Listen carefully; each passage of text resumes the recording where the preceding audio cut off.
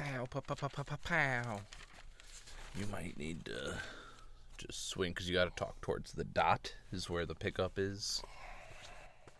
I mean, we can even... That's fucking annoying. Okay. Just like you. It's just correct is all. Sure. Now all of a sudden it's correct.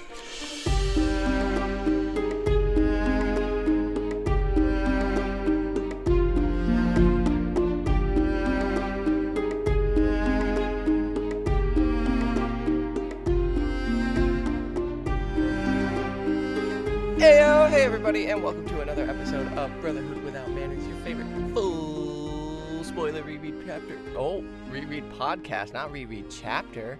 Damn it, reread podcast of George R.R. Martin's A Song of Ice and Fire series.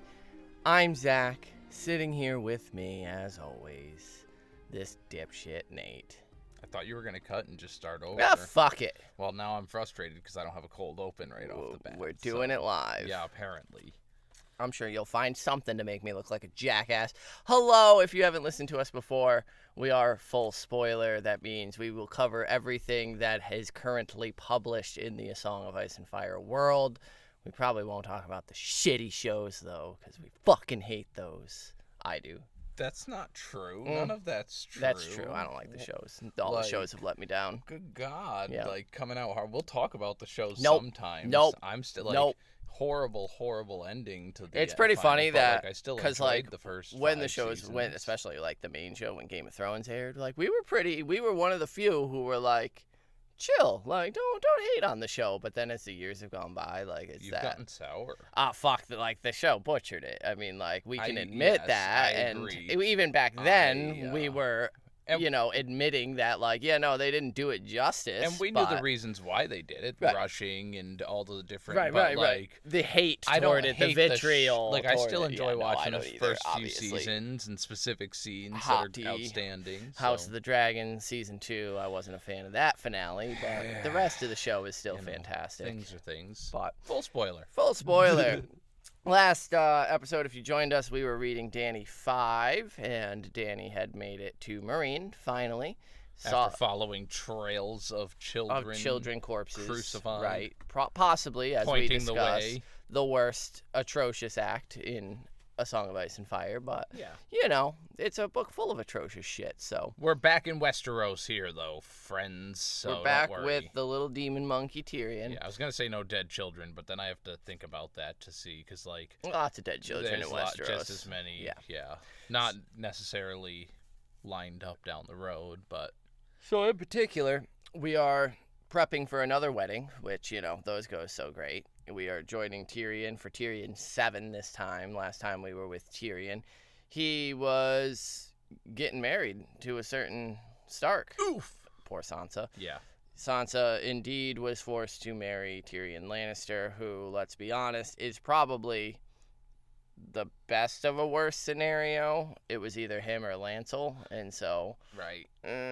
not really good options all around. Granted, like, Sansa could have bent Lancel over her little finger and, like, had him skoodoodling all over for Yeah, herself. but- So it would only have worked out if, like, they got sent away where it was just Sansa and Right, Lancel. because my concern is that that's Kevin's son, and then, like, she's got Kevin lording over her, Yeah, and, like, yeah. Kevin is not a good dude. No, and he's... so... Right. Yeah, no good scenario here. Tyrion is pretty gross about it. He wants Sansa in just about every way that a man could want I almost said woman. She's not quite a woman yet. She is just still a young teenage girl, so it's gross entirely. Little girl. Though he does refuse to force himself upon her, and that's an issue. Barely.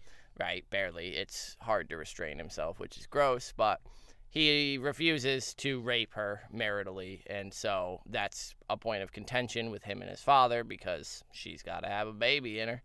But It's known throughout the castle, clearly, as we'll right, see yeah, here it becomes in the... public knowledge that Yep. they haven't fucked. But So, I mean, we kind of wake up on that note with this new Tyrion 7 here. yeah, him this one's climbing a out of bed. brief little guy, a short, and I really do like, we've discussed it because we had a lot of discussions about whether or not to combine this with the next Sansa chapter, considering they are 15 minutes apart, Yeah. if that.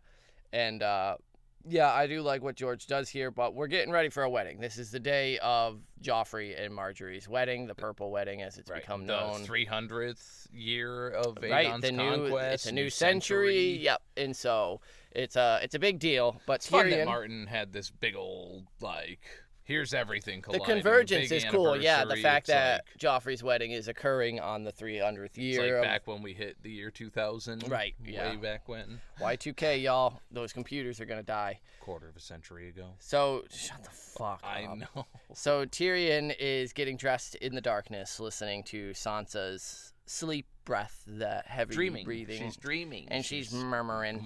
Mumbles. She murmurs what he thinks might be a name, but he can't quite hear it. And he thinks that, yeah, she's been pretty standoffish toward him, especially since he told her Mama Stark and Brother Robb are dead.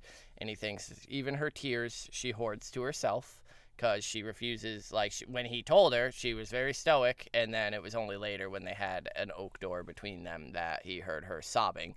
And so, yeah, she ain't giving him fucking nothing. Good for her. She will not look for solace from a Lannister, he told himself. Why the fuck would she? I'm pretty sure I know the answer, but because, if they're listening to this episode, they've probably just finished this chapter and might not have read the Sansa.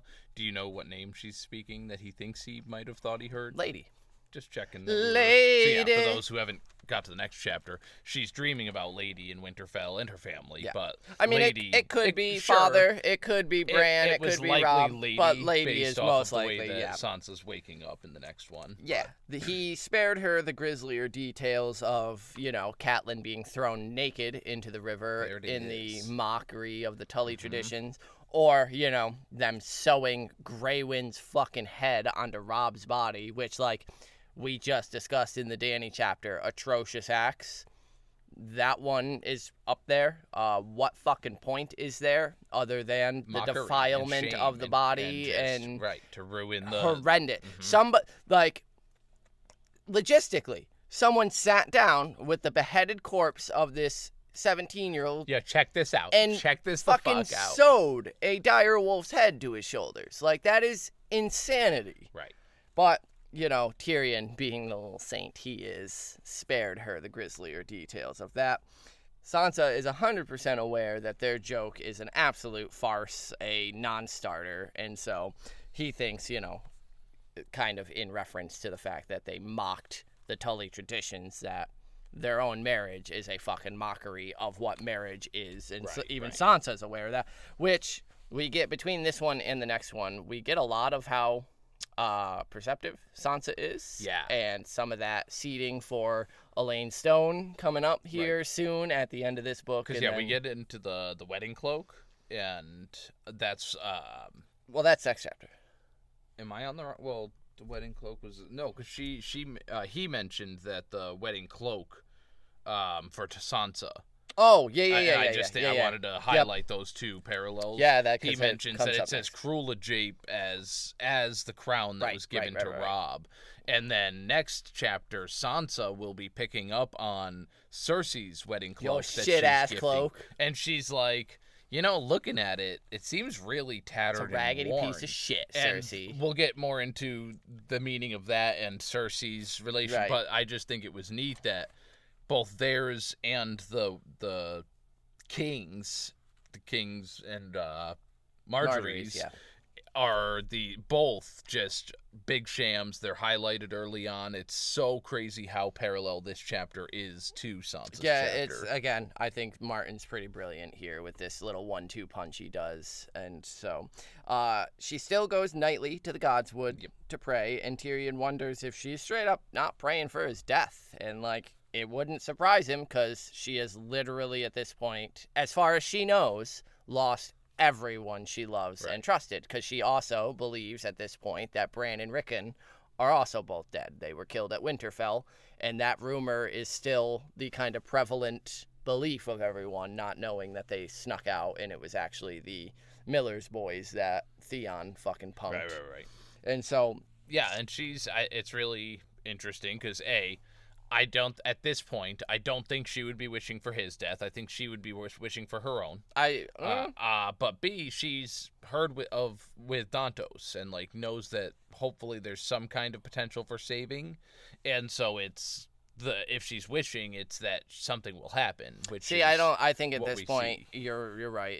I do think she's wishing for death for people, and I think her own is one. But I also do think it's fucking kill them all, like fucking just everybody. Yeah, kill the because Dantos I don't think is a hope for her anymore. Like sure, it's been Dantos so is long. a fucking grubbering fool who we get to see next chapter fucking being a literal fool, making fart sounds. And so yeah, I 100% believe that she is there, like fucking kill these Lannister pieces of shit, fucking get them. And so maybe Tyrion is lowest on the list, but I definitely think that there could be a prayer in there. Yeah, I mean, I don't think which again, I love it kind of relates to the sisters, the prayers for death. Sansa has a little list, maybe, of some people that she would wish the god of death to come visit. And so maybe, at some point in the future, her sister may be able to help her with some that. Lists merge. With that little list. Yeah, sure. And so I do like that Tyrion has this little quote that winter is coming. But the Lannisters were in high summer. So why am I so bloody cold? Why am I so cold? And it's... his trial's coming up. He's going to be sentenced to death. But it's also the Martin with his foreshadowing heavily of the, something bad's coming. Yep. Hey, something spooky. I mean, it doesn't take a ton of foreshadowing. We've got Oberyn Martell, the Red Viper of Dorne, who is actively, vocally saying he is here for vengeance for his sister Elia. There's the Tyrells are here, and the fucking Tyrells hate the Dornish hate the Tyrells. There's that fucking powder keg that's ready to blow up. There's still rebellion, although, that's pretty much cooled down now with the death of the three kings. Balon's dead, Rob's dead, and, we're heading into Joffrey's, but yeah, Renly, right. All the threats are gone, so right, Tyrion's like, yeah, we should be, living it up, but there's too much tension still, and it's Joffrey's fault. Joffrey's the fucking worst, and everyone is aware of it. People are just playing the dance to make sure that they don't get his ire, which we see a ton of next chapter. Yeah. People just appeasing this little fuck. Mm-hmm. And so, yeah, Tyrion's so bloody fucking cold because he can read the writing on the wall, not to mention what he's going to do right now, which is meet his concubine. Right. And so that's what he thinks next, is at least his marriage allowed him to escape Maegor's holdfast and being near Cersei. Yeah, he's been moved out of the castle proper and is down by the kitchens now. Yeah, he was given Lord Giles' old apartments above the kitchen keep. And they're quite splendid, with rooms for Podrick Payne and Shae and Sansa's other maids. Even Bronn had a cell that had a window, which is more an arrow slit, but it let in light. But what a fucking piece of shit. No, he's got a great room. It's a 3x4 cell with an arrow It's more than slit. a sellsword like Bronn could ever fucking hope for. It's just funny though that still it doesn't make it any less of a shitty. And he's like, it's great for Bronn. Good job. Yeah, it can fit a soft stuff in there for you to lay on. Yeah, halfway.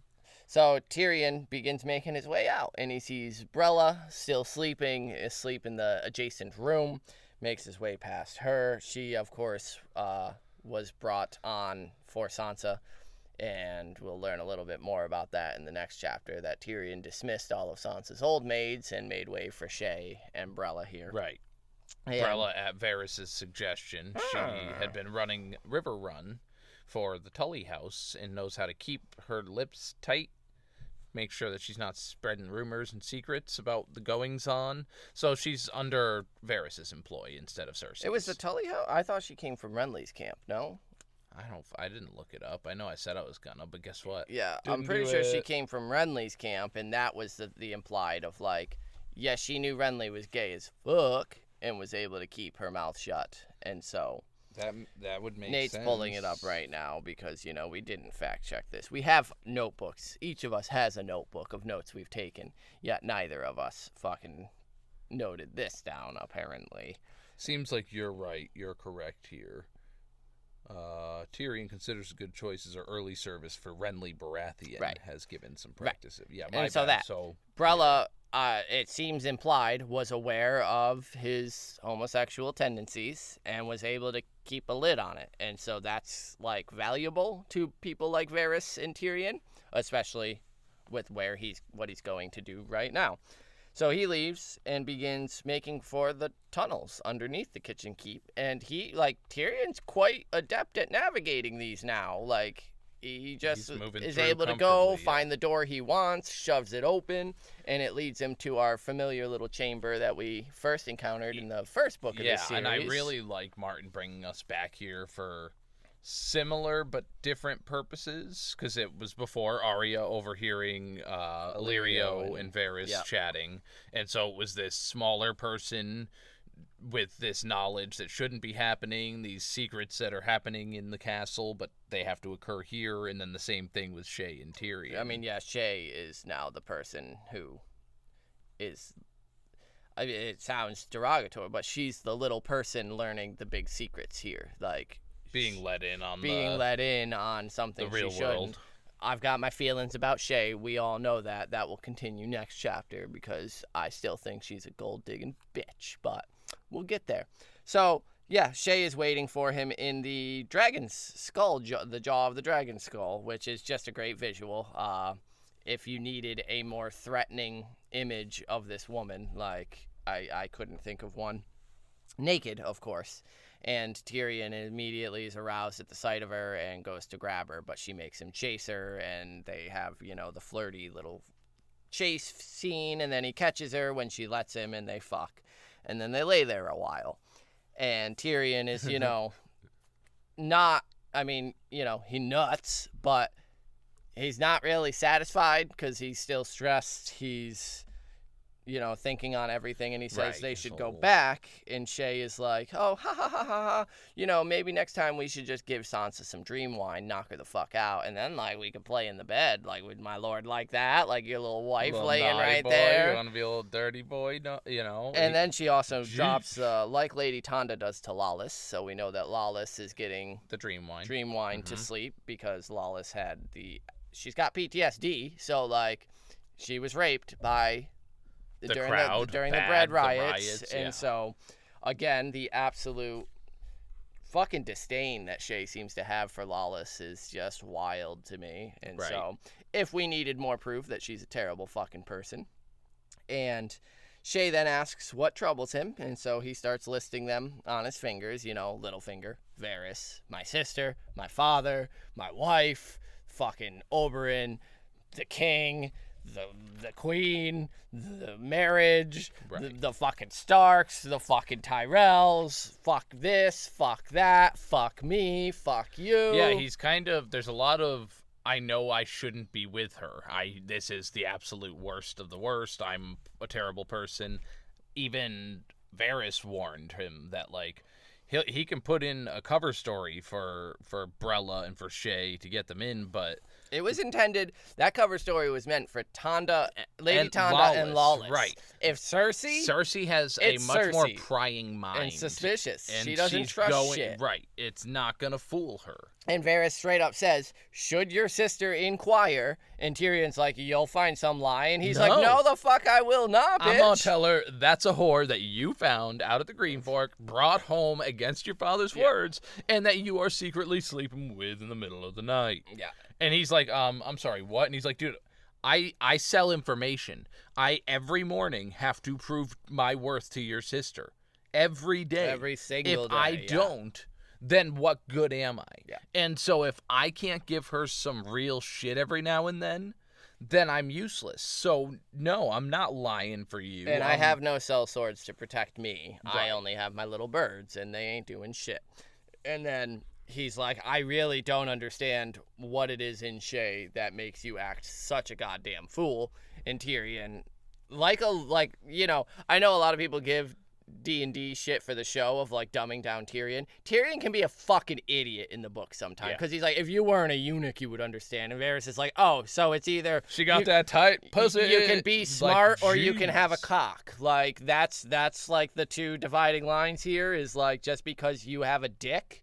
you completely lose any foresight of the game we're trying to play here. And he's like, yeah, guess I'm glad they cut yeah, right. Like, fucking, yeah, I would rather be fucking...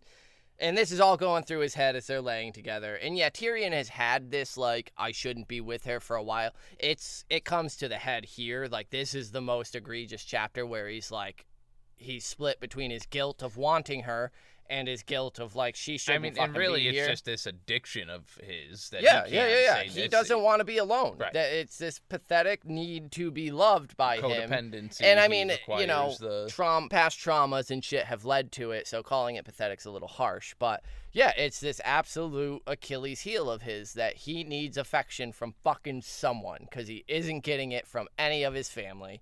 And so he thinks that Varys is probably right and that he should send Shae away. His only option is to rid himself of her, so maybe he should send her to Shae, where she'd have a good life. She'd be able to choose sort of upper scale clientele who wouldn't abuse her and wouldn't, you know, harm her, but it's still a whore. Or maybe a marriage to, like, Bronn. Bronn's never had any issue eating off his master's plate, Tyrion says. Like, all right, Bronn's okay with those sloppy seconds. So, you know, that's a thought. I don't think Shae would go for it, and truly, I don't think Bronn would either. Right. I think Tyrion's taking some liberties there. He also mentions marrying her to Sir Talad instead, who's also a big, handsome, mainly because he's seen Sir Talad checking her out, right. You know, and he's like, yeah, he's a knight. He's a big, dashing stud. But Sir Talad believes her to be a lady in service, not a whore. And if he should ever learn that truth, then it becomes a deception on Tyrion's part, and that'd be a fucking issue. There would be problems. And so, yeah, I'm just so stuck. And so a vague light begins to peek through as they've been laying there for quite some time, and the dragon skulls begin to emerge from the inky darkness around them, black amidst gray. And just right here, I was immediately reminded of a future event of Makoro. He's a red priest that will be meeting in a Dance of Dragons. Tyrion specifically will be meeting in a Dance of Dragons. And there's a interesting bit where Tyrion approaches Makoro on the boat that they are on and asks him, you know, hey, what up? Yeah. Rumor has it that you see shit in the flames. So, like, what do you see? And I pulled this quote because we're getting this quote right here in this chapter. He says, dragons old and young, true and false, bright and dark, and you, a small man with a big shadow, snarling in the midst of all. And I just really like it. You know, we know George is a gardener, but I definitely think he had this particular scene in mind of Shae and Tyrion down here amidst the dragons. I mean, in my mind's eye, they're pretty much laying in, like, Balerion's jaw as they are, like, chilling here in each other's arms. And so as the light is emerging, they are, like, in the mouth of a fucking dragon and then all the other skulls. And so it's just a very interesting image that... You think he's snarling? Tyrion? Yeah, he's fucking miserable, dog. Like, everything is pissing him off right now. Even Shae, like, even her being cute is fucking pissing him off because it's adding to his guilt of, like, you shouldn't be here. We are in so much danger. Sure. And so, yeah, he's absolutely snarling. He is not happy about a goddamn thing. But he thinks he survived the Green Fork in the Blackwater, so he could survive Joffrey's bloody wedding. I added the bloody like Sandor did to Arya before Rob's, but it's just similar language and imagery of the like, yeah, Tyrion, you'll survive it, barely, because you'll get accused and tried because you were for the person death. Who murdered the person who does die right. at the wedding. And so it's just beautiful language by George, but Shae says that she'll go up first, and then, you know, he can follow as, you know, they got to stagger their exits because they're both severed, and you can't go up the severed elevator at the same time. You might see each other on the upside. But she tells him, oh, how I love you so. I love you, I love you, I love you, my Lion of Lannister. And he responds the same, thinking she deserves better than him, and so that maybe he will marry her to Sir Talad, because he's also handsome, and he's very tall, which... The tall is just, of course, Tyrion's insecurity of he's not enough of a man for someone like Shae. She deserves more than him. And Sir Talad is everything, you know, a handsome, dashing, lordly knight should be. Now, that again is the unreliable narrator. According to Cersei, Talad he's a fucking moron. Guy's an idiot. Right. And he ends up locked up in jail with the Tyrells for sleeping with Marjorie. He was fucking her. And so, I mean, man whore, like, does that make him a better match or a worse match? Like, we know that that's false info. Sir Talad ain't fucking nobody. Like, well, as far as I'm convinced, Marjorie isn't fucking all the people Cersei is saying that she is. That's sure, you don't think Talad's one, though? I definitely think he's a dashing, handsome man. Right, sure. I think maybe he's not a virgin, but, like, I don't think he's going and fucking the queen in waiting. Like, no. Or even her handmaids, which, is one of the big, scandals that Cersei's trying to get going, is that Marjorie and her whole little gaggle of girlfriends are just out fucking whoring it up and having orgies, like, with every fucking knight in the castle. No fucking way.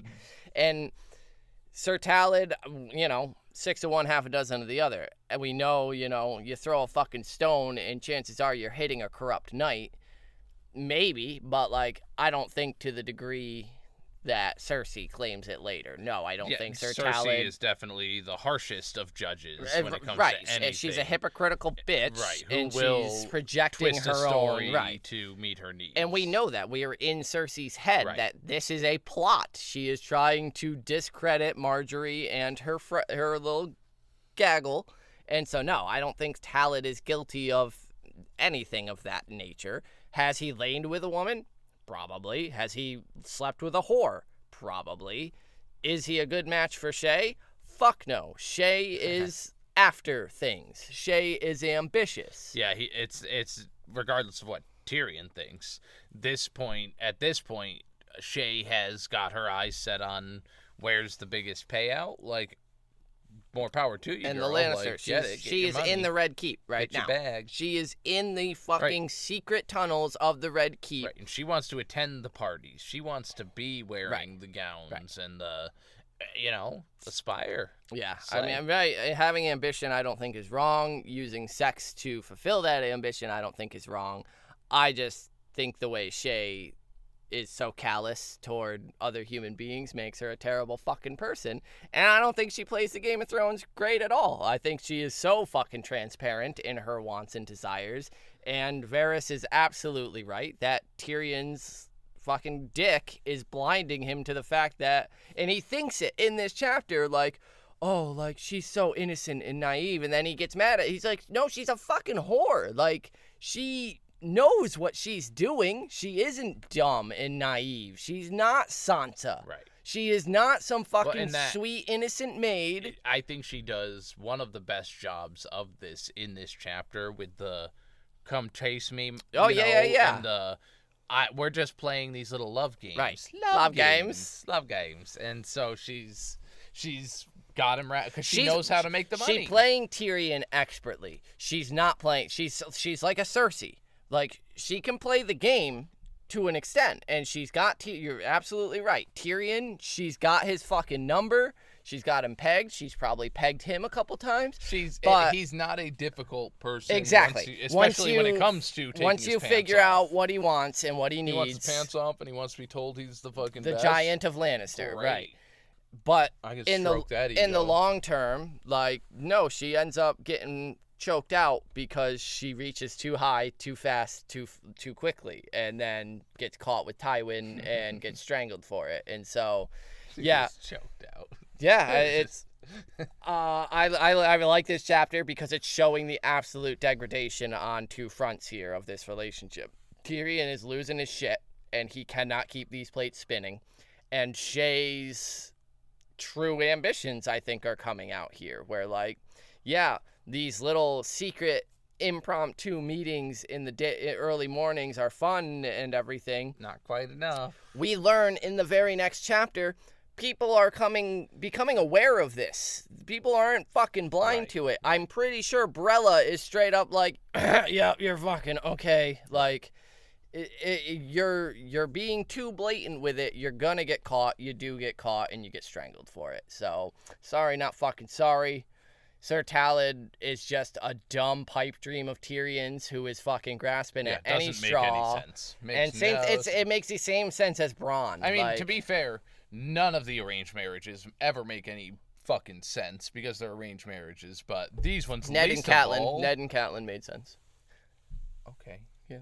They fell in love. They built it brick by brick. Sure. I'm not saying that love doesn't happen. Arranged marriage is I think, archaic construct. It's a political power grab. And so, yeah, even Ned... It's a way for billionaires to stay in power. Ned and Cat is the absolute anomaly in that scenario. You don't get lucky like that. Right. Because, actually, they weren't the arranged marriage. Right, that's where I was going to come next. Is so you just got to make sure that you kill off your older brother dies, then, so you take over. Right. No, my bro would want me to have his back. Ned never minded eating off of Rickard's plate. Right, that's all. Yeah. So that's the end of Tyrion 7. It's a great little chapter to kind of usher us into the day of the wedding. Right. This is how Tyrion starts this morning. So, lack of sleep, fucking stressed to the nines, and meeting his concubine. I don't even, want to give her that title, because, she's a money-grubbing bitch. And she's a sex worker, and I think she's doing a great job. And so I would like to point out that for those first-time, second-time readers, the first time you're through your second time. Yeah, right, sure. Notice that now we are reaching a similar chapter structure as the Red Wedding, as we enter the Purple Wedding, where it went Arya Cat, and now we're going Tyrion Sansa, just this back and forth as we're about to hit this wonderful moment. The shit hits the fan here in King's Landing, and it's such a good moment in the book, and it's quicker than I remember it being after the Red Wedding. I really like how fast it is after the Red Wedding, especially because, the leeches being burned, and it's that, wait a minute, Stannis, what did you? I also, for real? That's why I love the line, it's high summer for the Lannisters, when, it's high noon. It may be a Tyrell Littlefinger plot to kill Joffrey, and so high summer. Yeah, right. The Tyrell Rose is fucking blooming. Not High Tower. Fuck the High Towers. It's high summer, so the rose is blooming, and the Tyrells are here and taking root in this city, and that's gonna fuck so many things going forward, Marjorie and Cersei's coming conflict. It all starts here, right now, today, and it's fucking brilliant, and I love it. But that's Tyrion 7. Yeah, I think that's about it. If you want to get in touch with us, send us an email, withoutmannersbrotherhood@gmail.com. And I think that's us out. Yeah? Yeah, I thought you had more to say, no? Didn't you mention a certain comparison between Did I? One lunk and another lunk? Oh, I suppose that's true, that I had gone off on Talad being referenced by Cersei as an oaf, and, there's a dunk the lunk. Thick as a castle wall. And then Tyrion's sitting here talking about how tall and handsome and gallant, and he's just this very similar 7-foot tall, fucking handsome. Yeah, I've been waiting for you to bring that up the whole time, and thought you were just waiting. But Nate mentioned that the other day to me, and it was a cool little comparison. I thought that Sir Talad very much so kind of fits that dunk the lunk, but in a little Martin twist, because history repeats itself, but not to the T. Sir Talad then gets discredited as this harlot who's sleeping with Marjorie the Queen, and so it's this great stain on his honor. Which is, Dunk the Lunk did kill a fucking 100%. King. So... Yeah. I'm just very interested now to keep an eye on Sir Talad going forward and seeing any more comparisons between him and Dunk the Lunk. Right. But that's a fun one. Reminded me about that. But... yeah, that'll do it. That's our coverage of Tyrion 7. We're jumping right into Sansa next, and it's literally half an hour after this encounter. Right. And so... and the breakfast. Join us for that, right. The Red Wedding is about to... or the Purple Wedding, is about to pick up in full, right? We've got the Queen's breakfast, the Lannister breakfast, and then we're in it, y'all. So in it to win it. Send in your emails if you had any thoughts on this, or the next, or the Purple Wedding in general. And we will catch you on the next one. Valor to Harris! Peace!